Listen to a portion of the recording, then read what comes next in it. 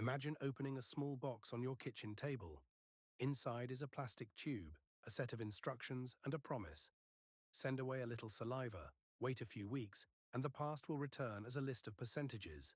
French, Scottish, English, Indigenous North American. For many Canadians, that last line feels like a door opening. A family story suddenly seems real. A forgotten grandmother becomes important. An old photograph gains a new meaning. And then one word appears in the mind. Métis.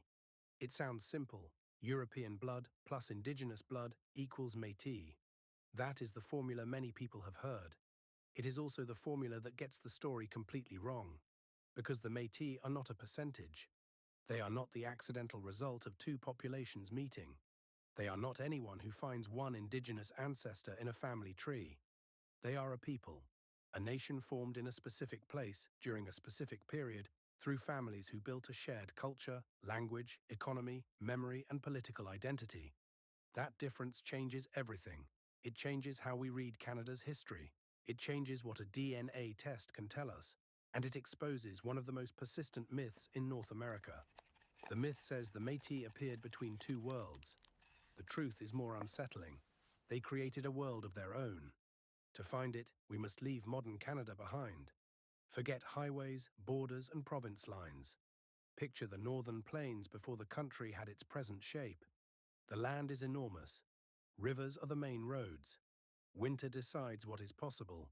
A journey is measured in days, weather, hunger, and the strength of animals. Trade posts stand far apart. Messages move slowly. Families move with the seasons. No single government controls the whole region. The map belongs more to rivers, kinship, and memory than to officials. Into this world came European traders. Many were French-speaking, others were Scottish, English, or from the Orkney Islands. They did not enter an empty wilderness. They entered Indigenous homelands. The trade routes already depended on Indigenous knowledge. Travel required local skill. Food required local knowledge. Survival required relationships. European companies wanted furs.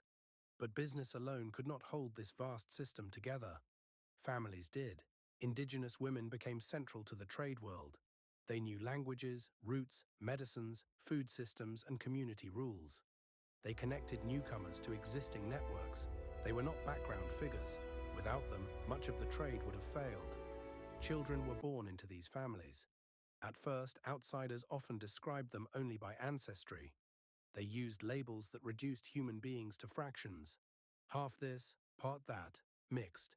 But children do not grow up as fractions. They grow up inside homes. They hear stories. They learn who can be trusted. They learn which river bends are dangerous. They learn how to prepare food, repair clothing, guide a cart, trade fairly, and survive a winter. They inherit more than genes. They inherit a way of seeing the world. The maternal side of this story is especially important. Popular histories once centered the European men because company records carried their names. The women were often left unnamed or described only through their husbands. Yet they carried the knowledge that made family life possible. They taught children where they belonged. They maintained ties with First Nations relatives. They passed down practical skills and moral duties. When later generations formed Métis communities, those maternal connections were not a minor ingredient. They were part of the foundation beneath the nation itself, too. Over time, these families began marrying into one another. Communities became connected across great distances. A new people took shape along the trade routes and across the northwest. They had First Nations relatives. They had European relatives. Yet they were becoming distinct from both. This was not a brief stage between identities. It was the birth of a new collective identity. By the late 18th century, recognizable Métis communities were emerging. Their homeland stretched across the northern plains and into regions now divided by provincial and national borders. Red River became one of the most important centers. Today, that place lies in Manitoba. Then it was a meeting point of rivers, trade, farming, hunting, travel, and family networks. Red River was not simply where mixed families happened to live. It became a national heartland. Here, a people could see itself. Here, traditions could pass from one generation to the next. Here, shared interests became shared politics. And here a language appeared that tells the story better than any DNA chart. Métis is often described as a mixture of French and Cree. That description is true, but incomplete. Métis is not broken French. It is not broken Cree. It is a highly organized language, created by people who knew both worlds well enough to build something new. Its structure carries evidence of deep fluency. French words can stand beside Cree patterns Push the in a awl way that through like seems this. impossible until Now one you try with the understands the sinew. speakers. Is this They right? were not Yes, my confused child. between cultures. Very They were good. confident inside their own. Language made the nation audible, clothing made it visible, music made it move. The Red River cart carried its economy across the plains. Bright woven sashes became symbols of skill, work, and belonging. Fiddle music crossed kitchens and gathering places. Dance turned memory into rhythm. Buffalo hunts required rules, planning, and leadership. This was not a loose collection of isolated families. It was a society. That fact matters because modern people often search for Métis identity in the wrong place. They search inside the body. They expect a test to reveal a hidden label. But DNA does not contain nations. It contains inherited pieces from countless ancestors. A test may suggest that some ancestors came from indigenous populations of the Americas. It may suggest European ancestry. It may help confirm a biological connection between close relatives. But it cannot tell whether your ancestors belong to a historic Métis community. It cannot show whether your family remained connected to that community. It cannot measure culture, memory, acceptance, or belonging. Most important, it cannot turn ancestry into citizenship. This is where the mystery becomes uncomfortable, because the easier story is seductive. The easier story says identity was sleeping inside you. You bought a test. You discovered a percentage. Now you have recovered something that was always yours. But a nation is not a hidden substance. It is a relationship. It exists between people, families, communities, land, and history. Remove those relationships, and a percentage is only a percentage. This does not make family discoveries meaningless. A lost ancestor can matter deeply. A hidden branch can explain silence. Records can reveal choices that earlier generations were forced to make. Genealogy can reconnect families with real history. But the path must move through evidence, not fantasy. Names, places, church books, census pages, trade records, script documents, marriage ties, community memory. The question is not only, do I have an indigenous ancestor? The harder question is, who were my people, where did they live, and who knew them as part of a Métis community? Canada itself struggled with this distinction for generations. The Métis were often treated as if they would eventually disappear into other populations. Officials saw them as a temporary category, too indigenous for one system, too European for another, convenient when their labor was needed, inconvenient when their land, rights, or political voice stood in the way. Yet the Métis did not vanish.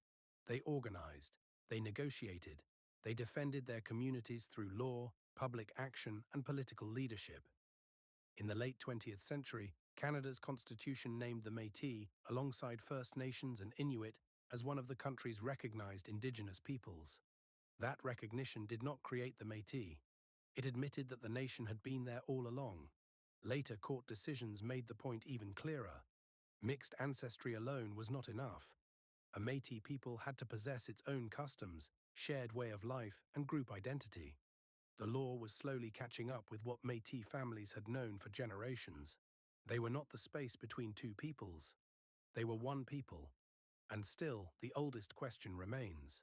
How did scattered families across an enormous territory become connected strongly enough to form a nation? The answer is not hidden in a laboratory. It lies in the roads that were not roads, in winter camps, in river settlements, in marriage networks, in the movement of food, goods, songs, and news. It lies in a world where distance should have kept people apart, but kinship pulled them together. That world produced something the great trading companies never planned. They wanted profit. They helped create the conditions for a nation. The companies thought they controlled the Northwest. They had warehouses. They had contracts. They had ships crossing the Atlantic. They had officials in London who drew lines across maps they had never walked. But the real power of the interior moved on rivers. It moved through families. It moved with people who understood the land better than any company director ever could. The Métis stood at the center of that system. They were guides, interpreters, hunters, farmers, traders, transport workers, and negotiators. They carried goods through places where European systems could not function alone. They connected distant settlements. They translated not only words, but customs. They knew how one community expected a visitor to behave. They knew which relationships had to be respected. They knew when a bargain was fair and when it would cause trouble. This gave them influence. It also made them difficult to control. The most important place in this story was Red River. The settlement grew near the meeting of two rivers. Today, the city of Winnipeg stands in the same region. At the beginning of the 19th century, however, Red River looked very different. There were long, narrow farms stretching back from the water. Homes stood close enough for families to help one another. People grew crops, raised animals, traded goods, and prepared for the winter. The river was the main road. The plains beyond it were a source of food, work, and freedom.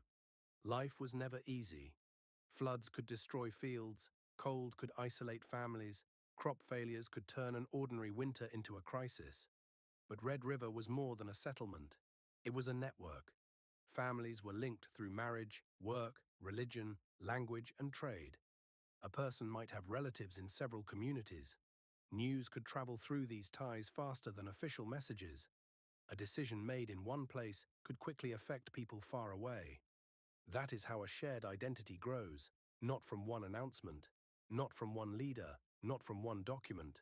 It grows when thousands of ordinary choices begin pointing in the same direction. Métis families increasingly chose one another. They formed communities where their customs made sense. They developed rules for hunting. They organized travel. They settled disputes. They protected shared resources. They raised children who understood that they belonged to something distinct. The buffalo hunt showed this clearly. To an outsider, a large hunt might have looked chaotic. Hundreds of people moved onto the plains. Carts followed, animals followed, families traveled together. But the hunt was not a disorderly rush. It required discipline. Leaders were chosen, rules were announced, scouts searched for the herds, camp positions were organized. No one was supposed to begin before the signal. A person who ignored the rules could endanger everyone. The system worked because people accepted collective authority. That is a political act. It proves that Métis communities were not simply connected by ancestry. They could govern themselves. They could act together. They could punish selfish behavior. They could protect the group. The buffalo also supported one of the most important foods in the northern trade system. It was called pemmican. Meat was dried and broken into small pieces. It was mixed with fat.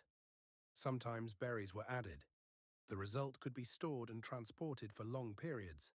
It carried a great amount of energy in a small amount of space. For voyageurs and trading crews, pemmican was not a luxury.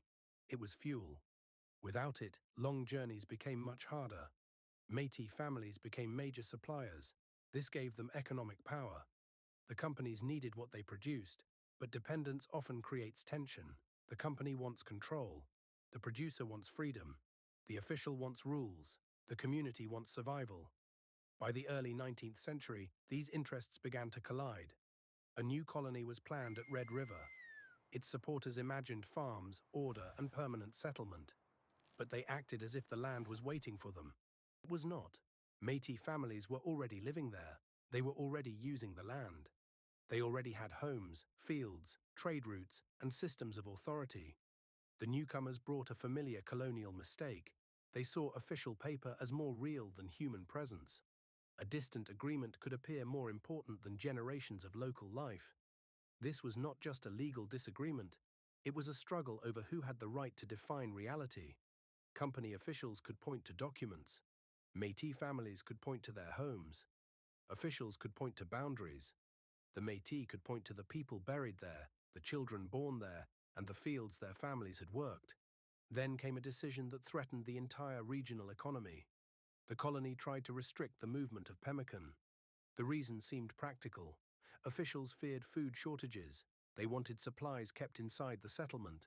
But for Métis producers, the restriction attacked their freedom to trade. It treated their labor as something the colony could command. It placed an outside authority above an existing community. The conflict was no longer hidden. The Métis now faced a clear question. Were they only workers inside someone else's system? Or were they a people with the right to decide their own future? Their answer appeared in action. Métis leaders organized resistance. One of the most important was Cuthbert Grant. He was educated in the company world. He understood European institutions. He also belonged to the emerging Métis society of the Northwest. Grant represented something colonial officials repeatedly failed to understand. A person could know European culture without surrendering Métis identity. A person could speak several languages without belonging less strongly to one people. A person could use the tools of an empire against the assumptions of that empire. In the summer of 1816, tensions reached a breaking point near Red River. A Métis group and representatives of the colony met at a place later remembered as Seven Oaks. The confrontation ended in tragedy, but its meaning reached far beyond that day. For many Métis, the event became a symbol of collective resistance. Songs remembered it, stories carried it. The community saw proof that it could act as one body. This did not mean every Métis person thought the same way. No nation is that simple. There were religious differences, economic differences, regional differences. Some families worked closely with one company, others had ties to a rival. Some lived near Red River, others traveled across the plains. Yet a shared political identity was becoming stronger. The Métis were learning that outsiders would not automatically respect their place. They would have to define it themselves. This is one of the moments when history is often told backward. Modern observers see the later Métis nation and assume that everyone always knew it would appear. But people living through these events did not know the ending. They were making choices under pressure. A family deciding where to settle was shaping the nation. A mother teaching a child mischief was shaping the nation. A hunter following community rules was shaping the nation. A trader refusing an unfair restriction was shaping the nation. A musician carrying a song from one settlement to another was shaping the nation. Nationhood grew through repetition. Each choice strengthened the next. The Red River cart became one of the clearest symbols of this expanding world.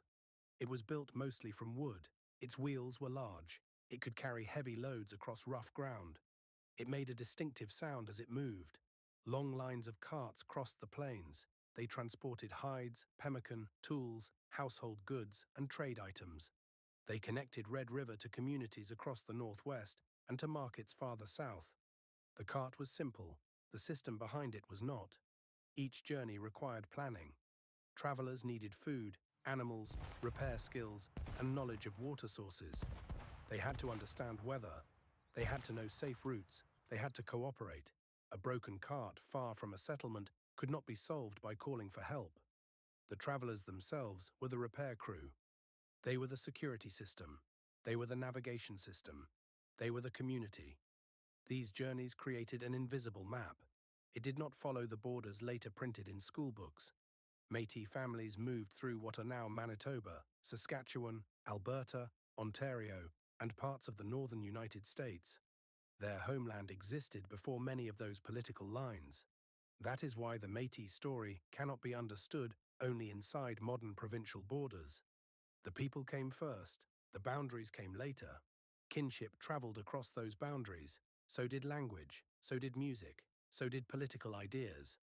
This mobile world also explains why simple DNA maps can be misleading. A genetic company might place an ancestor inside a broad region, but the Métis world was built through movement. One family line could pass through several settlements. A person could be born near one river, marry near another, and raise children hundreds of miles away. Records might use different spellings for the same name. Priests might write French versions of indigenous names. Officials might classify the same person differently from one document to the next. One census might use a racial label, another might use occupation. A church book might identify parents, but not their community. This creates a dangerous illusion. It can look as if the Métis appeared suddenly. In reality, the records were often too crude to describe what was already happening. The people understood themselves before the government understood them. By the middle of the 19th century, Red River had become the center of a confident society.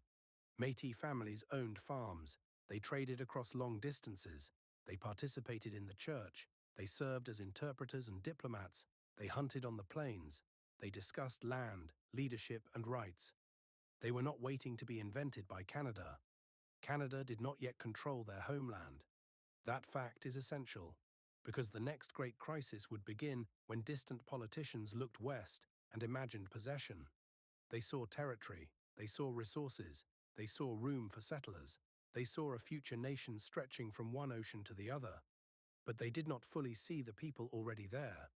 Or perhaps they saw them and believed they could be ignored. The difference hardly mattered. The result was the same. Land was discussed without Métis consent. Government power moved toward Red River. Surveyors began drawing new lines. Those lines did not respect the long river farms. They did not respect local ownership. They carried a message. Your system will be replaced. Your land will be measured by strangers. Your future will be decided somewhere else. This was the moment when a young man named Louis Riel entered the center of the story. He was educated. He was deeply connected to Red River. He understood religion, law, language, and politics. He also understood fear. The Métis were not afraid of change itself. They had lived through change for generations. They were afraid of becoming strangers on their own land. Riel would soon help transform that fear into organized political action. Canada expected a quiet transfer of territory. Instead, it encountered a people ready to negotiate as a nation. The surveyor placed his chain across a Métis farm as if the land belonged to no one. He did not ask permission. He did not follow the long river lots that families had used for generations. He followed a new grid, straight lines, square blocks, a system designed far away. To the Canadian government, this was modern planning. To the Métis, it looked like erasure. The year was 1869. Canada had been created only 2 years earlier. Its leaders wanted the Northwest. They imagined farms, railways, towns, and new settlers moving west. They spoke about expansion as if it were natural. They called it progress. But progress for one group can feel like disappearance to another. The land around Red River was not empty. It was home to thousands of people. Métis families had farms, churches, roads, hunting grounds, and trade networks. Their property system followed the rivers. Each family often held a narrow strip of land. The front touched the water, the back stretched into fields and open ground. This gave many families access to the river. It also kept neighbors close. The Canadian survey ignored that system. New square lots cut across old farms. A new map was being placed over a living community. The message was clear. Someone else was preparing to decide who owned what. For the Métis, the danger was not only about land, it was about power. Canada was planning to take control of the region from the Hudson's Bay Company. The transfer was being discussed between governments and business leaders. The people who lived there had almost no voice. Their future was treated like a sale. Their homeland was being passed from one authority to another. No serious agreement had been made with them. No clear protection had been promised. No local government had been chosen by them. They were expected to accept the result. Louis Riel refused. Riel was 25 years old. He had studied in Montreal. He spoke French and English. He understood law, religion, and politics. He had returned to Red River at a moment when his community needed a voice. He was not a simple rebel. He was not trying to destroy Canada. He wanted Canada to negotiate. That distinction is often lost. The Métis were not fighting against government itself. They were fighting against government without consent. They wanted local rights protected before the transfer took place. They wanted their farms recognized. They wanted their language respected. They wanted their schools and religion protected. They wanted a voice in the country that planned to rule them. These demands were not mysterious, they were basic. But Canada expected speed. The Métis demanded terms. When surveyors entered local farms, Métis residents stopped them. This was a small action, but it changed the direction of Canadian history.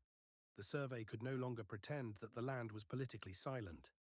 Then a larger step followed. The Métis organized a committee.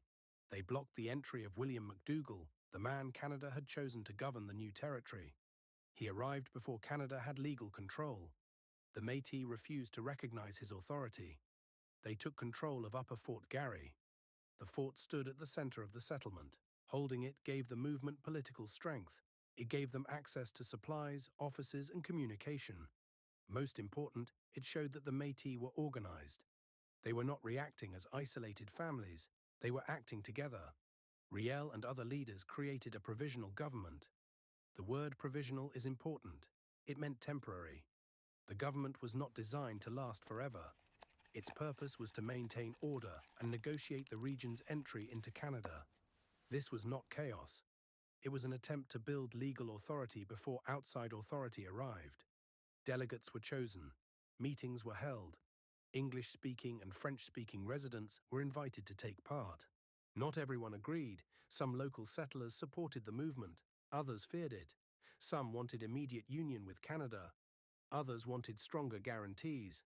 Red River was divided, but disagreement did not make the Métis claims less real. It made the situation more human. The community was being asked to decide its future under intense pressure. Riel's government prepared a list of rights. The list asked for local control over public lands. It asked for elected representation. It asked for protection of French and English. It asked for schools and religious rights. It asked for recognition of local property. It asked for the new province to enter Canada with real political power. These were not the demands of people who wanted to remain outside history. They were the demands of people who wanted to enter a new country without losing themselves. Canada now faced a problem. It could not simply announce control. The Métis held the center of Red River. They had formed a government. They had created clear demands. They were ready to send delegates east. Negotiation became necessary, but the crisis also became more dangerous. A group of Canadian loyalists opposed Riel's government. Some tried to break its authority. Several were arrested. One prisoner, Thomas Scott, openly challenged the provisional government. His case ended with his execution. The decision became one of the most controversial moments in Canadian history. It gave Riel's enemies a powerful symbol. In Ontario, newspapers presented Scott as a martyr. Riel was portrayed as a criminal. The deeper political conflict was reduced to one shocking event. The Métis demands became easier to ignore. Public anger became easier to direct. This pattern appears again and again in history. A government can refuse to listen for months. Then one dramatic moment becomes the entire story. The causes disappear. The fear disappears. The broken promises disappear. Only the scandal remains. For many English-speaking Canadians, Riel became the face of disorder. For many Métis, he remained the man who forced Canada to negotiate. Both images would follow him for the rest of his life. Despite the crisis, talks continued. Métis delegates traveled to Ottawa. They met with the Canadian government. The result was the Manitoba Act of 1870. The act created the province of Manitoba. It promised protection for French and English. It recognized religious schools. It provided representation in Parliament. It also promised land for Métis families. On paper, this looked like a remarkable victory. A young community had stopped a national expansion plan. It had formed a government. It had negotiated entry into Canada. It had helped create a province. Manitoba did not simply appear because Ottawa decided to draw another border. It emerged because the Métis forced the country to make terms. That truth matters. The Métis were not standing outside the creation of Canada. They were one of the peoples who shaped it.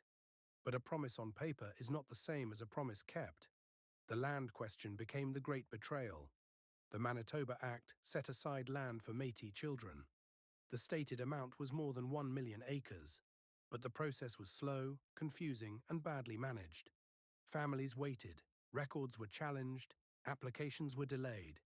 Land was assigned through systems that many people did not fully understand. Some grants were far from family homes. Some claims were rejected. Some certificates were sold under pressure. Speculators appeared. They bought land rights cheaply from families who needed money or feared losing everything. The system looked legal. Its result was displacement. This is one of the most important lessons in the Métis story. A people can win recognition and still lose the land beneath that recognition. The Canadian government could point to the Manitoba Act. It could say rights had been granted. But many Métis families experienced something else. They experienced waiting. Confusion, pressure, new settlers arriving, Old farms becoming uncertain, local influence shrinking. The province they had helped create was changing around them. Then came the military expedition. Canada sent troops west under Colonel Garnet Wolseley. Officially, the force was meant to establish federal authority and prevent trouble. For many Métis families, its arrival felt like punishment. Riel had reason to fear arrest. He fled before the troops reached Red River. Other Métis leaders also left. The provisional government ended. The new province entered Canada. But the people who had negotiated its creation did not control what came next. Thousands of settlers began arriving from the east. The political balance changed. English became stronger in public life. French and Métis influence weakened. Racial hostility grew. Some newcomers described the Métis as an obstacle to progress. They did not see a nation, they saw land. Many Métis families moved west. Some went to present-day Saskatchewan. Others moved into Alberta. Some crossed into the United States. They built new communities along rivers and trade routes. They carried their language, religion, music, and family connections with them. This movement is sometimes described as if the Métis simply chose a new frontier. That hides the pressure behind the choice. Many were leaving because the world they had defended was being taken apart. They were not searching for adventure. They were searching for room to remain themselves. The government believed the problem had been solved. Manitoba had been created. Federal authority had arrived. Riel was gone. Settlement could continue. But the real conflict had only moved west. The same questions followed the Métis. Who owned the land? Would river lots be recognized? Would local communities be consulted? Could a written promise be trusted? Would the government listen before a crisis began? For years, petitions were sent. Families asked for surveys. They asked for titles. They asked for recognition. Many requests were delayed or ignored. The Métis were told to wait. Waiting sounds harmless when written in an office. On the ground, waiting can destroy a community. A family without clear title cannot plan safely. A farmer cannot know whether the field will remain his. A new settler may arrive with a document backed by the state. A local resident may have memory, labor, and community recognition. But the newcomer has paper. The paper wins. This is how displacement can happen without a single dramatic announcement. It happens through delays, forms, missing files, changing rules. Officials who never answer. It looks administrative. Its effects last for generations. By the early 1880s, Métis communities in the Saskatchewan Valley were facing the same fear Red River had faced before. Surveyors came, settlers came, officials promised action, land claims remained uncertain. The buffalo economy had collapsed, food systems were changing, old trade routes were losing importance. The Métis world was under pressure from every side. They needed someone who could make Canada listen again. So they looked south. Louis Riel was living in the United States. He had spent years in exile. He had entered American life. He had become a teacher. He had also changed. His spiritual beliefs had grown more intense. His sense of personal mission had become stronger. Yet to many Métis families, one fact mattered most. He had forced Ottawa to negotiate once before. A delegation traveled to find him. They asked him to return. Riel agreed. He came back to the Northwest in 1884. He did not return alone in spirit. He brought the memory of Red River. He brought the promise of Manitoba. He brought proof that organized action could create change. But Canada had changed too. It was larger, more confident. A railway was pushing across the plains. Federal power could move faster than it had 15 years earlier. The Métis prepared petitions. They formed committees. They asked for legal recognition. They gave the government another chance to respond. Ottawa delayed. The old pattern repeated itself. Ignore the warning. Question the claim. Ask for more documents. Promise future review. Wait until anger becomes a crisis. Then blame the people who were not heard. For years, the Métis had asked Canada to listen. They sent petitions. They named their problems. They asked for land surveys. They asked for legal titles. They asked the government to recognize settlements that already existed. They did not begin with confrontation. They began with paperwork. That detail matters, because the story is often told as if the Métis suddenly became angry, as if Louis Riel returned and created a crisis from nothing. As if Batoche was the beginning. It was not. Batoche was the result of years of official silence. By the time Riel reached the Saskatchewan Valley, the Métis had already tried patience. They had waited while the buffalo disappeared. They had waited while settlers entered the region. They had waited while government surveyors measured land through a system that ignored local river lots. They had waited while letters traveled east and answers failed to return. The government was not unaware. Officials knew that uncertainty was growing. They knew that families feared losing their homes. They knew that the Métis wanted their claims examined. But knowing about a problem is not the same as solving it. Ottawa treated the Northwest as distant. The people living there could wait. A delay of several months looked small from a government office. On a farm, it could decide whether a family planted another crop, whether a house was repaired, whether children believed the land would still belong to them next year. The Métis asked Riel to help organize their case. At first, the plan was political. Riel helped prepare a list of demands. The Métis wanted elected representation. They wanted land titles. They wanted local government. They wanted better treatment for First Nations communities. They wanted schools, economic support, and recognition of the people already living in the region. These demands were broad because the crisis was broad. The Northwest was changing rapidly. The old trading economy was weakening. The buffalo herds that had supported generations were nearly gone. The railway was bringing new settlers and federal power closer. Local communities were being pushed into a new system without being given a secure place inside it. The Métis were not demanding that time stop. They were demanding protection during change. The government received their petition. Then it followed a familiar pattern. It acknowledged the message. It promised to study the issue. It requested more information. It delayed. To officials, this may have looked like procedure. To the Métis, it looked like the beginning of Red River all over again. They remembered what had happened in Manitoba. They remembered promises that became confusing land systems.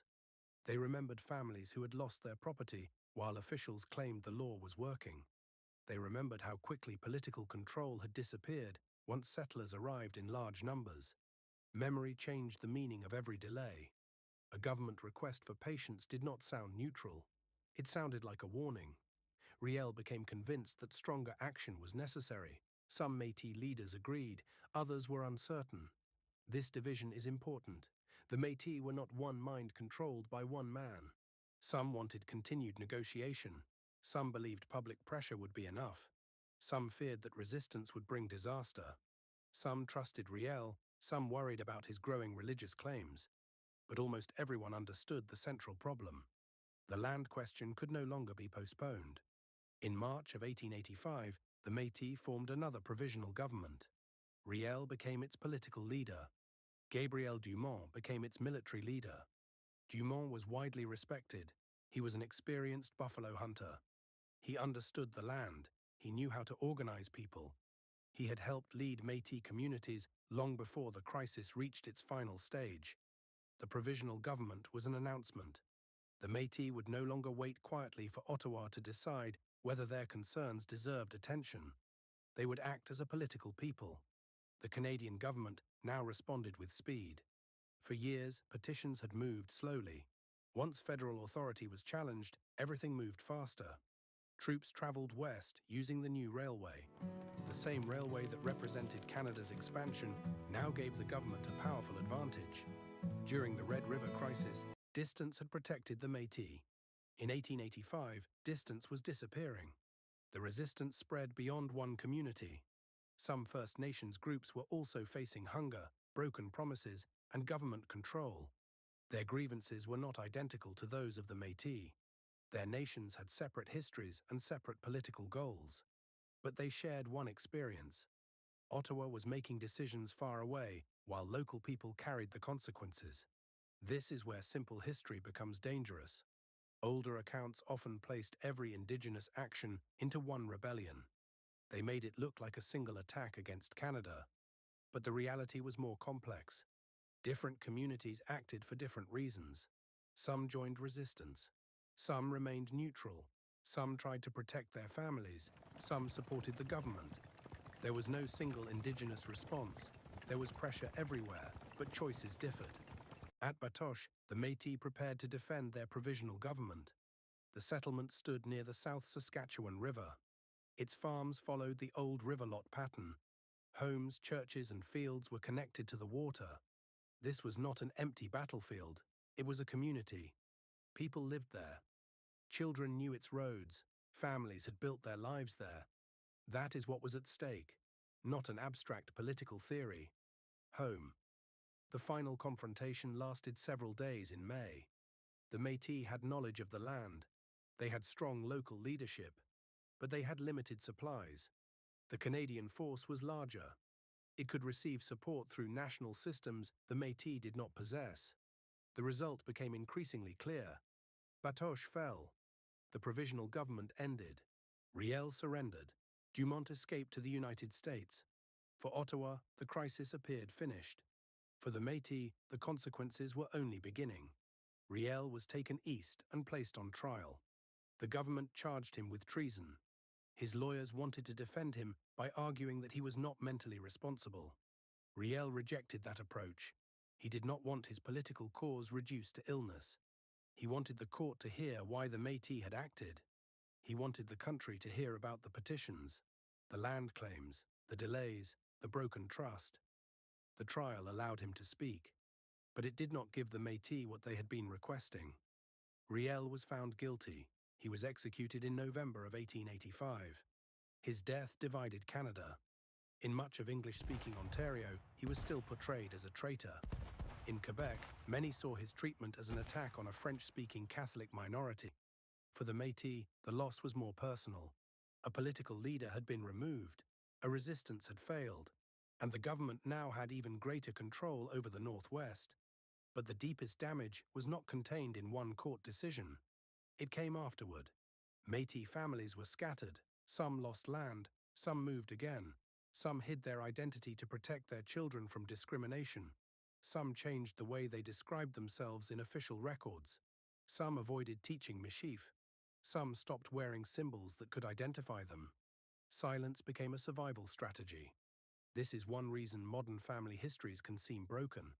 A person may search old records and find that one ancestor is described as Métis in one document, French in another, Indigenous in another, white in a later census.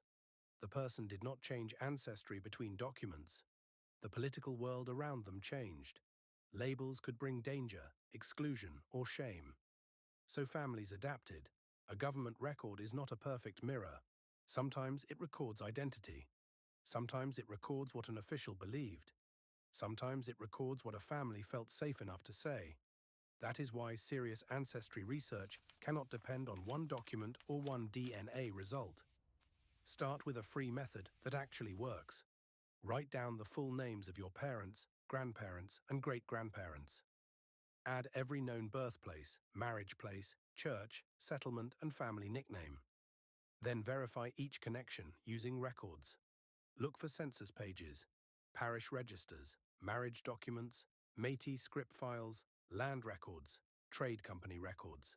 Search for the same family across several sources.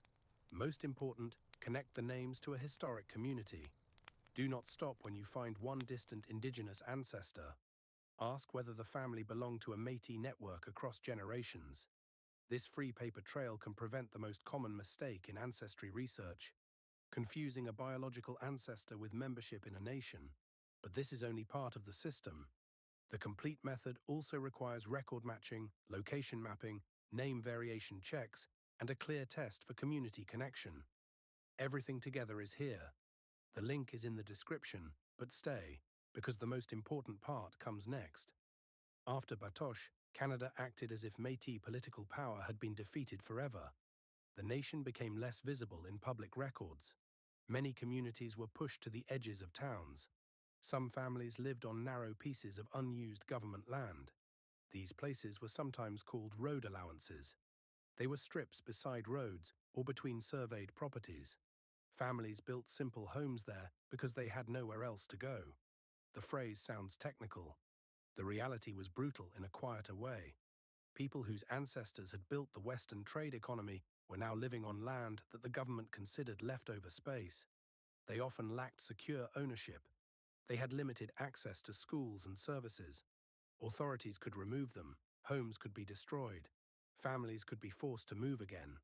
For generations, this became part of Métis life, not for every family, not in every region, but often enough to leave a deep mark. The Métis were called the forgotten people, but forgotten is the wrong word. Canada had not simply lost track of them. Government systems had created conditions that made them easier to ignore. Their land claims had been processed through confusing rules. Their communities had been scattered. Their political leaders had been removed. Their identity had been treated as temporary. Then their reduced visibility was used as evidence that they had disappeared. It was a perfect circle. First, weaken a people's institutions. Then point to that weakness and claim the people no longer exist. But the Métis did exist. Families remained connected, songs survived, fiddle traditions continued, sashes were kept, stories were passed down. Michif survived in homes and communities even as the number of speakers declined. People remembered Red River, they remembered Batoche, they remembered Riel and Dumont. They remembered names that did not always appear in official histories. Memory became an underground archive. The government had records, the Métis had families, and families can preserve what institutions try to erase. During the 20th century, Métis political organizations began rebuilding a public voice. Leaders demanded recognition. They fought for land. They fought for education. They fought against the idea that Métis rights had ended with Riel. The movement was not based only on the past. Métis communities were dealing with present problems: poverty, discrimination, loss of land, weak access to services, children growing up without learning their language. A nation cannot survive on memory alone. It needs institutions. It needs people willing to organize. Slowly, the Métis returned to national politics, not as a romantic symbol from the buffalo hunting era, not as a vanished population, as a living people. This return would eventually force Canada to rewrite its laws. But recognition created a new problem. Once the word Métis carried legal and political meaning, more people began claiming it. Some had real connections to historic communities. Some were reconnecting after generations of silence. Others relied on one distant ancestor. Some relied on a DNA percentage. The old question returned in a new form. Who are the Métis? The answer would now be argued in constitutions, courtrooms, registries, universities, and families. And the evidence people misunderstand most is DNA. Because genetics can reveal forgotten relationships, it can also create a convincing illusion. And when a laboratory result is confused with national identity, a search for truth can become a new form of erasure. A DNA test arrives in an envelope. The person who opens it may have waited years for this moment. There were stories in the family: a grandmother who avoided questions, an old photograph with no name written on the back, a relative who once said, "We are Métis," and then changed the subject. Now the screen shows a map and a percentage. The person feels certain that science has solved the mystery. But this is where the dangerous misunderstanding begins. A DNA test can find biological relatives. It can suggest regions where some ancestors may have lived.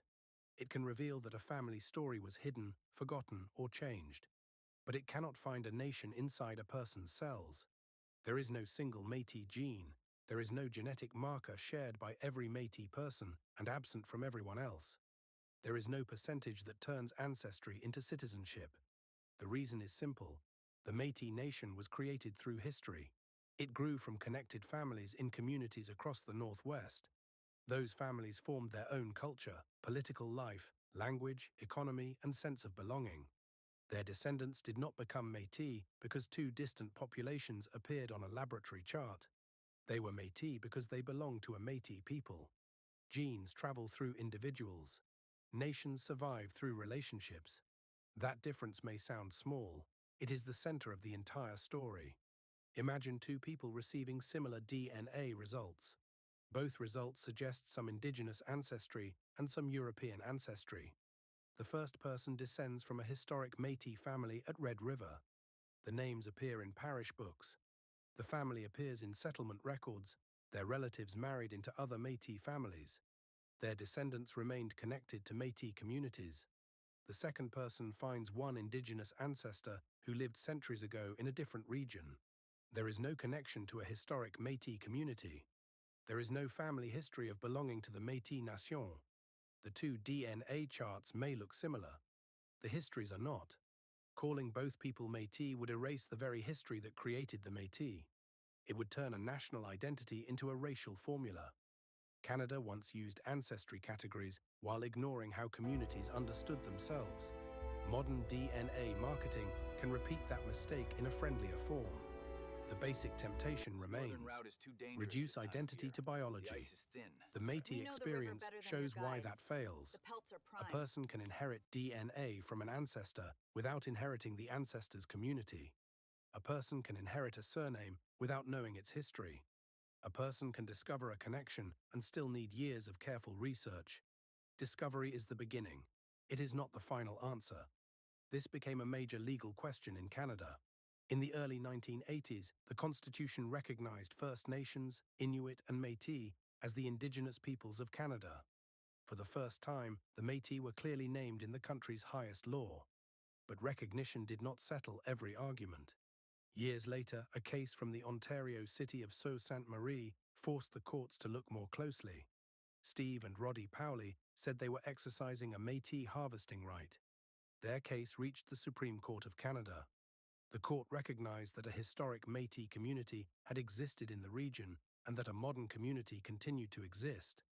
It also described three important parts of individual Métis identity for a rights claim: self-identification, an ancestral connection to a historic Métis community, acceptance by the modern community. Notice what is missing: a blood percentage, a cheek shape, a skin tone, a commercial DNA result. The court's approach was not perfect, and legal tests cannot define every part of a living people. But it confirmed something essential. Métis rights belong to communities and their members. They do not appear automatically whenever someone finds distant Indigenous ancestry. Self-identification matters.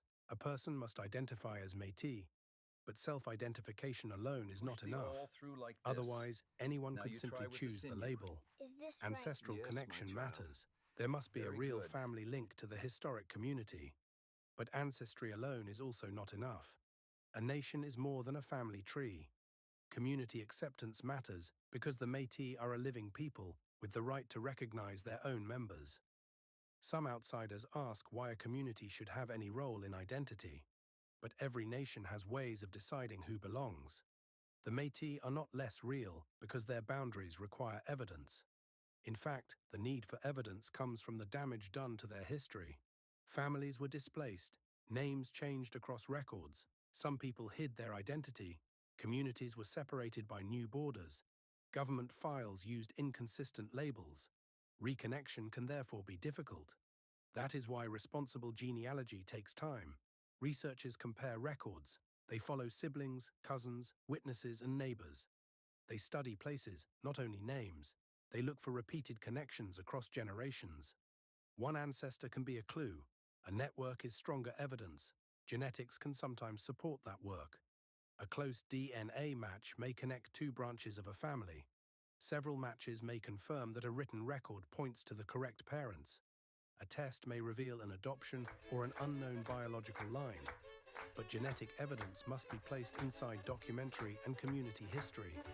Without that context, the same match can be interpreted in several ways. Even the phrase Indigenous DNA can mislead people. Commercial companies compare customers with reference groups. Those groups are limited. They do not contain every nation or every historic population. The percentages can change when a company updates its database.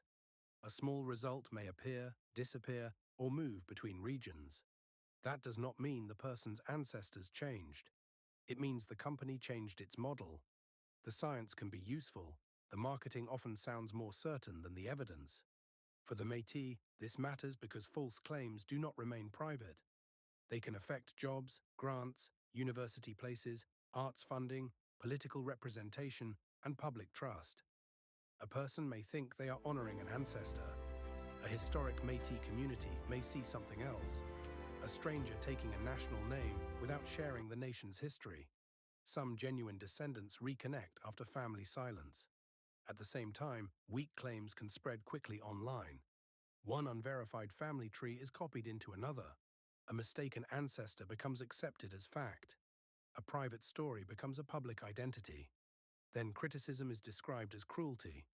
But asking for evidence is not an attack on personal feelings. It is protection for a people whose identity has repeatedly been defined by outsiders. The question is not whether a person feels moved by a discovery. The question is whether the claim is true. In 2016, another Supreme Court decision addressed a different legal problem. The Daniels case confirmed that Métis and non-status Indians fall under federal constitutional responsibility.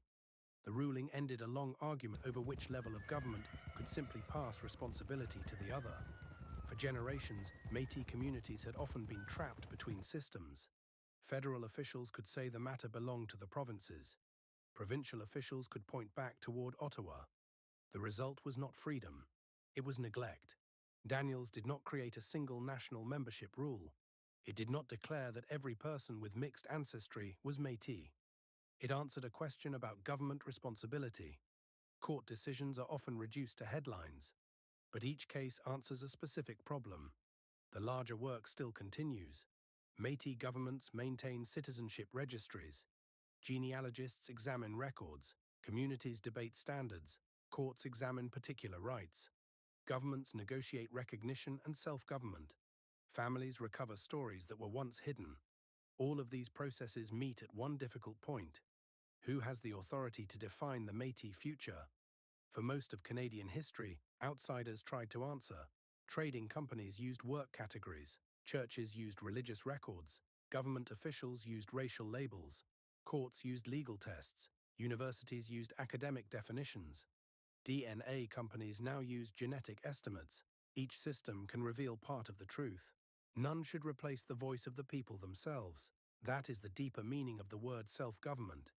It is not only about elections or offices, it is the power to decide membership, the power to protect culture, the power to teach history, the power to speak for the nation without asking another society for permission. The Métis did not survive Red River, Batoche, displacement and silence, only to become a category chosen by an online test. Their story is larger than biology. It is written in Michif words, in river lots, in family names, in songs carried west, in political resistance, in records that survived when public memory failed, and in communities that continued to recognize one another. The answer was never hidden in one gene. It was hidden in a pattern. Families appeared along the same rivers. The same surnames returned in church books. The same marriage ties connected distant settlements. The same songs crossed the plains. The same language grew inside homes. The same political demands returned whenever outsiders tried to control the land. This is how the Métis became visible, not as a biological accident, as a nation. Modern genetics can still help us understand part of that story. It can show that many Métis family lines connect Indigenous women with European men who entered the Northwest through the fur trade.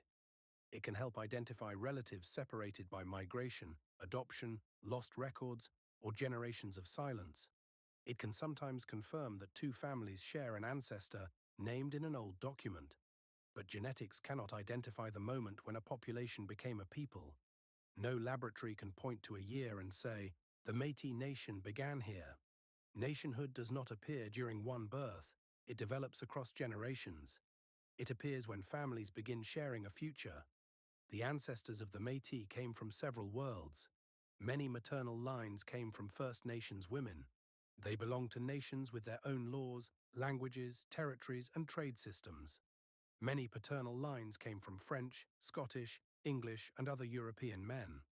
Some arrived for a short period. Some remained. Some formed lasting families. Yet mixed families existed in many parts of the world. Most did not become the Métis Nation. The important question is not why people had children together. The important question is what their descendants built. They created communities that could survive between distant trading posts and changing empires. They developed strong family networks. They learned several languages. They moved goods across huge distances. They created music, clothing, food, and forms of government that belonged to them. They did not merely combine two cultures. They transformed what they inherited. That is why describing the Métis as half European and half indigenous is so misleading. A person is not a container divided into two equal parts. Culture is not paint mixed in a cup. A new people can emerge from several ancestral sources and still become complete in its own right. The English are not described every day as a mixture of ancient Britons, Romans, Saxons, Vikings, and Normans. The French are not treated as an unfinished blend of every population that entered their territory. Yet the Métis have often been forced to explain themselves through fractions. That language served a purpose. If the Métis were only mixed individuals, they could be separated. If they were a nation, they could demand collective rights. If they were temporary, governments could wait for them to disappear. If they were permanent, Canada would have to negotiate. For generations, officials preferred the first story. The Métis were classified as individuals. Their land claims were processed one person at a time. Certificates were given to families instead of recognizing a shared homeland. The nation was broken into files. Each file looked small.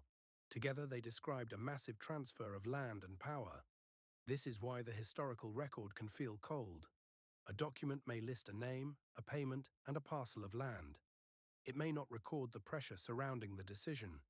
It may not show that a family needed food. It may not show that the assigned land was far away. It may not show that a speculator was waiting nearby. It may not show that the person signing could not fully read the document. The paper records an agreement. The family remembers a loss. Both sources matter. Only one of them was usually accepted by the state. The same problem appears in modern identity debates. A person may present a DNA result as final evidence. The result looks scientific. It contains charts and precise percentages. It feels more reliable than memory. But precision is not the same as meaning. A percentage can be calculated correctly and still answer the wrong question. A DNA company can estimate ancestry. It cannot grant belonging. It cannot tell whether a family participated in a Métis hunt. It cannot show whether relatives lived in Red River, Batoche, or another historic Métis community. It cannot hear Michif spoken in a kitchen. It cannot identify the political choices that united families. It cannot ask a community whether it recognizes the person standing before it. This does not make DNA useless. It makes its limits clear. The honest use of genetics begins with humility. A test may reveal that a family story deserves investigation. It may locate relatives who hold missing documents or photographs. It may support a family connection already suggested by records. It may reveal that an official father named in a church book was not the biological father. These discoveries can change a family's understanding of itself. But the test must be followed by history. Names must be verified. Places must be mapped. Communities must be identified. Several generations must be connected without guessing. A researcher must be prepared to discover that the original family story was wrong. That is the hardest rule. Do not begin with the answer you want. Begin with the evidence you have. Some people will find a real connection to the historic Métis Nation. For them, the discovery may explain why older relatives stayed silent. It may reconnect a branch separated by shame or discrimination. It may lead them toward community, language learning, and responsibility. Others will find indigenous ancestry that belongs to a different nation. That history deserves respect under its correct name. Still others will discover that a family legend cannot be supported. That result may be disappointing. It is still better than building an identity on a mistake. Truth does not become less valuable because it denies us the story we expected. The Métis story itself proves this. For years, Canada preferred a convenient story. The West was empty. The land transfer was lawful. The Métis claims were settled. The nation was disappearing. Each statement contained enough official language to sound believable. None described the full reality. The West was inhabited. The transfer happened without proper local consent. Many land promises failed in practice. The Métis did not disappear. They survived in families and communities that official Canada had trained itself not to see. Today, the Métis nation is visible again. Métis governments operate registries. Communities protect harvesting traditions. Teachers work to preserve Michif. Artists carry old symbols into new forms. Families restore names that earlier generations hid. Legal negotiations continue, so do disagreements. Recognition has not ended the struggle, it has changed the ground on which the struggle takes place. One of the greatest dangers now comes from success itself. When an identity receives public recognition, more people want access to it. Some approach with real family connections and respect. Some approach through confusion. Some see opportunity. Universities, employers, arts organizations, and governments may create positions or funding for Indigenous applicants. That makes accurate identity claims more important, not less. A false claim does more than create an awkward personal story. It can take limited space from people whose communities endured the history that created those programs. It can weaken public trust. It can force Métis people to spend time proving their own existence, while outsiders receive attention for discovering a distant ancestor. This is why the debate can become emotional. One side speaks about personal discovery. The other speaks about collective survival. One person says, "I found part of myself." A community hears, "Your national identity can be claimed without your consent." Both statements may come from genuine emotion. They do not carry equal historical weight. The Métis have already experienced centuries of outside classification. They have earned the right to define themselves. That right does not mean every registry decision will be easy. Records can be incomplete, families can be divided, communities can disagree, rules can change. Human institutions are never perfect, but imperfection does not justify replacing community authority with a commercial test. The solution is better evidence, clear standards, transparent records, respectful review, and patience. The final answer to our investigation is therefore simple. The Métis did not emerge merely because Indigenous and European people had children. They emerged because generations of connected families created a shared society. They built an economy. They built a language. They built political institutions. They defended land. They negotiated with Canada. They survived attempts to separate them into isolated individuals. Their ancestry explains where their forebears came from. Their history explains who they became. DNA can trace pieces of inheritance. It cannot carry the full meaning of nationhood. The true inheritance of the Métis is not a percentage on a screen. It is the road between settlements, the sound of a fiddle, the structure of Métis, the river lot beside a family home, the cart crossing the plains, the petition that received no answer, the promise written into law, the memory carried through silence, the community that remained when Canada assumed it would disappear. The Métis are not evidence that two peoples met. Human populations have always met. The Métis are evidence that descendants can take inherited worlds and create another one. A world strong enough to survive companies, borders, settlement, lost land, and generations of denial. That is why the question, "How much Métis DNA do you have?" begins in the wrong place. The better question is this: which historic community does your family belong to, and what evidence connects you to it? The first question searches for a percentage. The second searches for a people.